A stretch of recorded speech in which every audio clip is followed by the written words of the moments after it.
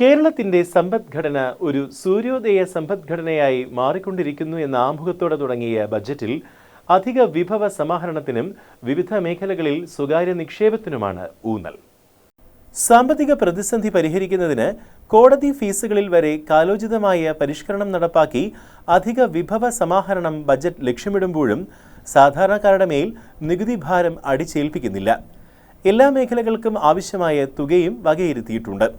Tourism, വിദ്യാഭ്യാസം, പരിചരണം, ആരോഗ്യം എന്നീ മേഖലകളിൽ സ്വകാര്യ നിക്ഷേപം ആകർഷിക്കുമെന്നത് ബജറ്റിനെ ശ്രദ്ധേയമാക്കി. റബ്ബറിന്റെ താങ്ങുവില 10 രൂപ വർദ്ധിപ്പിച്ചപ്പോൾ എല്ലാവരും പ്രതീക്ഷിച്ച സാമൂഹിക സുരക്ഷാ പെൻഷൻ വർദ്ധിപ്പിച്ചില്ല. എന്നാൽ അടുത്ത വർഷം മുതൽ സാമൂഹിക സുരക്ഷാ പെൻഷൻ കൃത്യമായി നൽകാൻ നടപടി സ്വീകരിക്കുമെന്ന് ധനമന്ത്രി അറിയിച്ചു. ജീവനക്കാർക്കായി പുതിയ പെൻഷൻ സ്കീം കൊണ്ടുവരുമെന്നതും ഏപ്രിൽ ശമ്പളത്തോടൊപ്പം ഒരു ഗഡു DA നൽകുമെന്നതുമാണ് ബജറ്റിലെ ശ്രദ്ധേയമായ മറ്റു പ്രഖ്യാപനങ്ങൾ.